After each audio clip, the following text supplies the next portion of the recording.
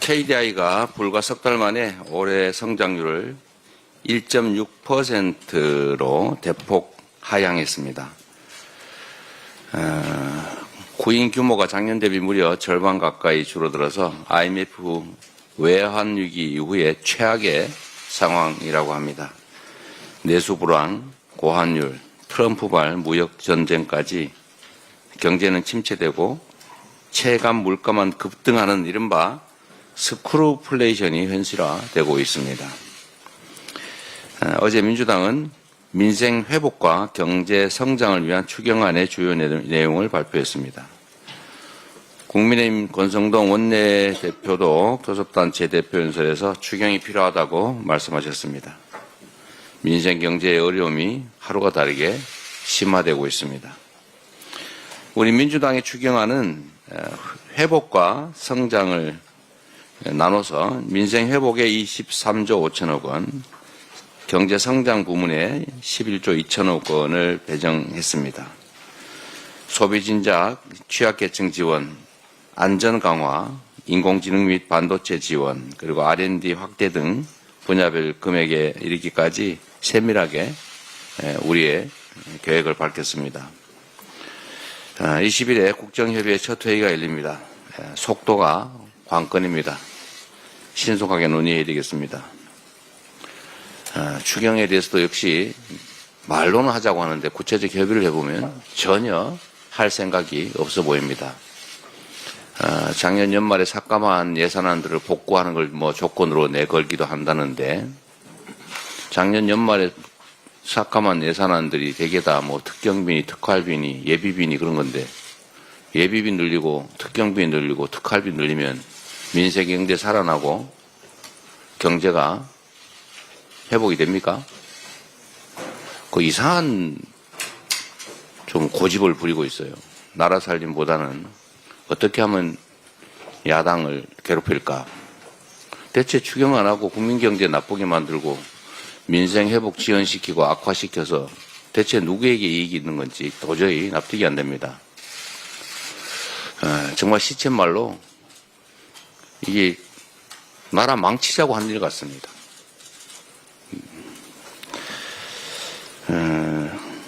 오늘 하늘이 밝은 날이라고 합니다. 거듭 명복을 빕니다. 유가족들께서 다시는 이런 일이 없도록 해달라고 호소하셨습니다. 우리 민주당은 한들입법 제정을 포함해서 다시는 이런 일이 발생하지 않도록 제도적 보완책을 최대한 마련해 보겠습니다. 그리고 이 입법 과정에서도 일부가 우려하는 것처럼 혹이라도 선량한 교직원들이 억울하게 피해를 입는 일이 없도록 섬세하게 배려해야 되겠습니다. 아이들을 위해서 보다 안전한 환경을 만드는 것이 고통을 겪는 유가족들 그리고 학교에 아이들을 보내는 우리 부모님들의 걱정을 덜어드리는 길이다. 또 위로하는 길이다. 이렇게 생각합니다. 그리고 또 내일은 항공참사 49제 합동위령제가 무안공항에서 또 광주에서 열린다고 합니다. 모쪼록 모두가 한마음으로 가족을 잃은 분들을 거듭 위로하고 다시는 이런 일이 발생하지 않도록 경각심을 가져야 되겠습니다. 우리 민주당도 특별법 제정을 비롯해서 약속한 대로 예방대책을 빈틈없이 마련해 가겠습니다. 사람이 살아가면서 모든 재난을 완벽하게 막을 수는 없지만 최소한의 인재는 예방할 수 있는 시스템을 갖춰 나가야 되겠습니다.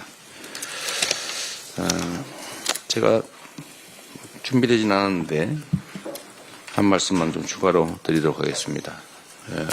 어제 제가 뉴스를 보다 보니까 하도 기가 막힌 장면들이 많아서 한 말씀을 꼭 드려야 되겠습니다. 지금 내란 사건 수사 과정에서 어디 메모를 보니까 노상원 전직 사령관, 전 사령관 메모에서 나온 것 같습니다.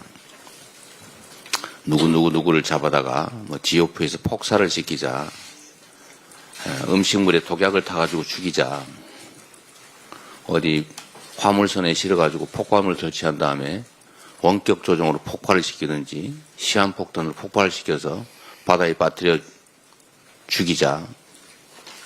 뭐 이런 황당무계한 정말 끔찍하고 잔인한 계획을 세웠던 게 드러나고 있습니다. 그 대상자들도 광범위합니다. 그 차범근 감독이 왜 들어갑니까? 그 이상하게 이재명 영장 기각한 판사 이름이 없다 싶었더니 역시 꼼꼼하게 들어있었습니다.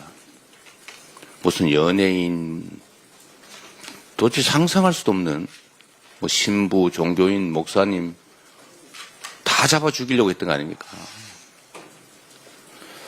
반대하는 사람, 불편한 사람을 전부 죽여버리려고 했던 거 아닙니까? 이게 대체 상상이나 할 수 있는 일입니까? 그리고 더 기가 막힌 일은 우리가 옛날 교과서에서나 봤던 삼선 개헌을 시도했다는 거 아닙니까?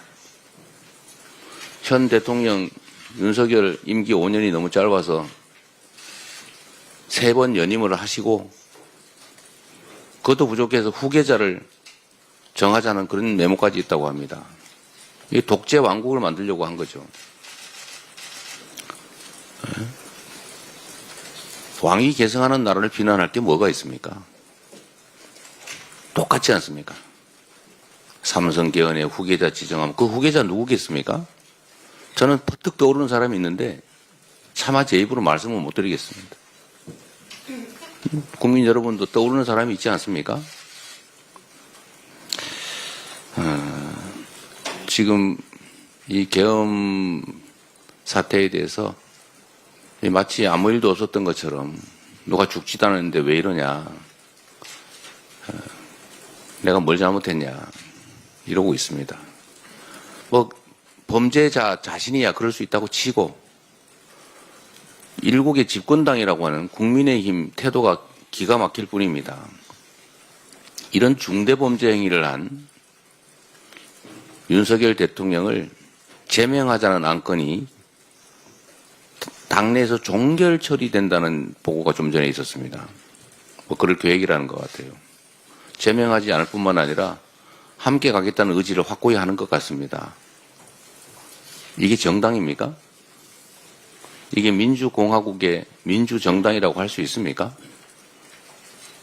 헌정질서를 파괴하는 이 중대범죄자를 그대로 끌어안고 동조하고 가는 당이 보수 정당 맞습니까? 이건 극우 정당도 아닙니다. 범죄 정당입니다. 국민의힘의 각성을 촉구합니다. 다음으로 박찬대